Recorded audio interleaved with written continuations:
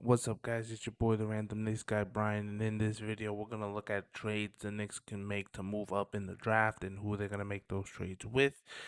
I know there's a lot of noise about the Knicks big game hunting, so to say. I think that's just noise. I don't think that's actual fact. I think it's just people putting shit out there just to push shit out on the Knicks because it drives clicks and engagement or whatever. So I don't really buy it. And I also, because I look at what Knicks can offer for these players, and if I'm the GM of the other teams, not the Knicks, I don't make those trades.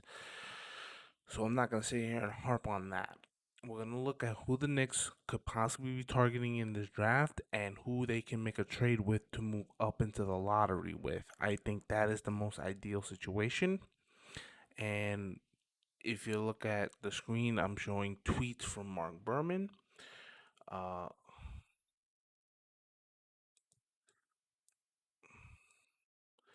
so the Knicks met with James Booknight, Jalen Johnson, and Scotty Barnes. All small forwards that are predicted to go in the lottery, with Scotty Barnes being the highest prospect of them all. So let's look at who the Knicks can trade with to possibly take one of these players. So my first pick is Golden State for the seventh pick. All right, so let's go to the trading machine. Golden State has a huge tax bill coming that they are desperate to avoid. And I think we can help them out with our cap space. Here's what we're going to take. We're going to trade Andrew Wiggins to the Knicks, Kayvon Looney to the Knicks, and we are going to trade. Kelly Oubre is a free agent, so we're going to trade Jordan Poole to the Knicks. That's all they. That's $38 million in bad salary. And Jordan Poole is, you know, he's not a bad prospect. I think maybe given a little extra time to season, he might be worth something, right? And so then what they're gonna get is gonna give this Minnesota pick to the Knicks, and the Knicks, in return, will send their two first to the Warriors. Okay, and we are going to try that trade. Easily successful. Okay,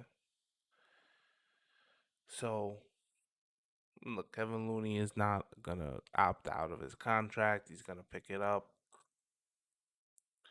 So you know, um, Jordan Poole adds a little depth in the guard position. I don't know if he'll make the rotation, but I'd be willing to take a flyer on him. But the big thing is you're taking Andrew Wiggins' big inflated contract for the seventh pick, and with that seventh pick, you could potentially pick Scotty Barnes, James Booknight, or Jalen Johnson. So moving on, I think the next team that they could possibly make a trade with would be the Indiana Pacers. So let's uh, retry this, reset everything, and let's go to the Indiana Pacers. The Indiana Pacers might be looking for someone to come in and help them, win games.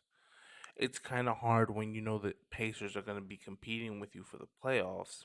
So you're like, I don't really know if I want to give them something. Um, but it is a possibility. So I mean, you would probably have to take someone here's bad salary. They don't really have much bad salary. Uh, if you want to consider Brogdon out of there, maybe. Um, Jeremy Lamb, maybe that's what you would do. You would take Jeremy Lamb.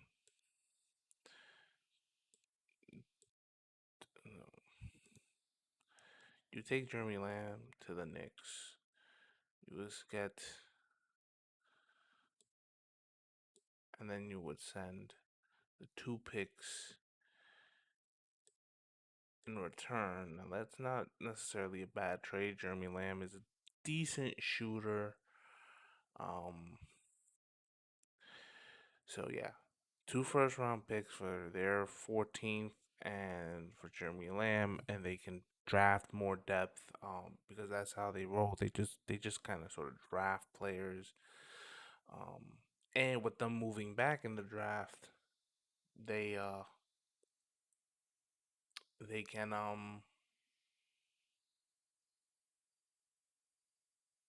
can work a little more. They don't have to spend. They won't have a higher contract, and I think it'd be something that Indiana would want. That would also probably help them with their salary cap situation.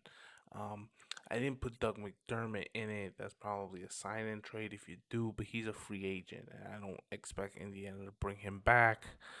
Um, you could do something for TJ Warren, but if you do something for TJ Warren, I don't think they're sending back their 14th pick. So to me, it's probably Jeremy Lamb, or at worst, it's one of the Holiday brothers, you know, Justin or Aaron Holiday. So that's third team, I think. Another team that I think could possibly make a trade with is could go, you could go, well, you can go Orlando. Let's They have the fifth overall pick. So if we reset with Orlando having the fifth overall pick, they may not want two picks in the lottery. I don't know why they would not want it, but they probably wouldn't. Okay, so they have salary cap they need to shed, and the Knicks have cap space they have to use. So if you look at what they want, um, you know, it has Markel Fultz here as a shooting guard. He's a point guard. Um, with Cole Anthony, so like picking Davion Mitchell doesn't make sense. Um, so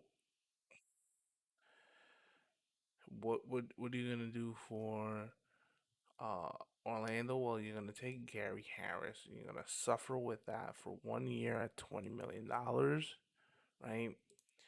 You're gonna take the Chicago pick, and you know what? You'll even take a Terrence Ross to come off your bench. Why not, right? And then in return, you'd send the 19th and 21st picks, right? Try that trade. Works, doesn't add. Gary Harris, you're basically just gonna sit him on the bench and let him rock for 1 year. Terrence Ross, I think, would crack the rotation as your backup wing, and you'll get that eighth pick. And here, at the eighth pick, you probably can still pick. Well, Scotty Barnes might not be on it, but you'll still have Jalen Johnson, Book Knight, Keon Johnson, Josh Giddey, uh, Corey Kisper. You name it, you have it, and probably bet not too bad off for it. And again, you add Terrence Ross to your bench as your backup 2 or 3, especially if you don't bring back Reggie Bullock. Um, and I think that's pretty good. So those are the three teams I think they can trade for. They'll have to take if the Knicks are gonna get in the lottery. they are gonna have to take bad contracts, not just trade two picks. I think teams are gonna try to extort the bad cap space, and if on the Knicks, that's fine because you look at this free agency class, nothing stands out. So why would you really care? Why would you really care? Is my opinion to be like, oh, 1 or 2 years of sacrificing. If you sacrifice cap flexibility for this year, meaning you bring on contracts that are no more than 2 years, 2 years, you can probably pick up a lottery pick. And you may even still retain your one of your late first. Not a guarantee. Um, again, you could take a Gary Harris at 1 year, 20 million to sit on your bench, and you don't necessarily have to give up both picks. I think it would take both picks to get maybe definitely the fifth pick from Orlando, but um, maybe they call Orlando for that eighth pick, Golden State for that seventh pick, and then like I don't see them trading with Sacramento. New Orleans, unless they're trading for Zion Williamson, I don't see it. Um, the Hornets, maybe the Spurs, highly unlikely because the Spurs tend to just keep their picks and they tend to develop their players. The Pacers, possibly. Golden State for 14, possibly. Don't see the Wizards because I think they're going to start realizing that they have to build without Bradley Beal. So that's that. Um, the Oklahoma City Thunder for that 16th pick. Maybe if they're just willing to trade back, depending on how the draft unfolds. Memphis, I don't see it. Cause Memphis is just gonna, they just pick and develop. Oklahoma City at 18 again, possibly. We'll see. And then I don't see the Knicks maybe um getting another late first for that 32nd pick. So we'll see what happens. Come draft night, it's very interesting. But I think the more likely move is that the Knicks move up in the draft to draft one of these dynamic wings who can really shoot, and they try to develop him, and then they'll take on an extra pick or two with taking on a decently bad contract. Um, Maybe you got a guy making $17 million for 1 or 2 more years, and you're just like, yeah, we'll take him, and we'll take that late first off your hands or whatever. We'll take a future first off your hands or whatever, and just continue to build the asset chest with young players and draft picks. Because if the Knicks draft a good young player, and let's say Obi Toppin and Emmanuel Quickly really improve next year, then making that superstar trade is even easier because you're gonna have cap space, you're gonna have picks, and you're gonna have good young players. And you don't necessarily have to empty the cupboard and try to buy knockoff things um to fill the cabinet back up to field the team. So I think the Knicks could possibly wait another year or two if they do what they did this past year and they really hit on two draft picks. Then, and you might not say, well, they didn't hit in quickly, but I mean, not they didn't really hit with Obi Toppin. I have a feeling Obi Toppin is gonna really, really improve next season to where he can play 15 minutes a game, average over double digits, and be solid defensively and really give Julius Randle some rest. And you're going to get 48 minutes of good basketball from the power forward position.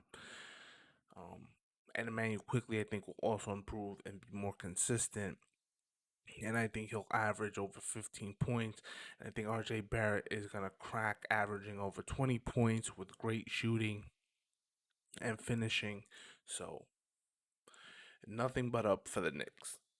Anyways, Thanks for watching. Do all that YouTube stuff. Smash the like button, the subscribe button, all that stuff. And catch you next time, my fellow Knicks fans. And can't wait for the draft.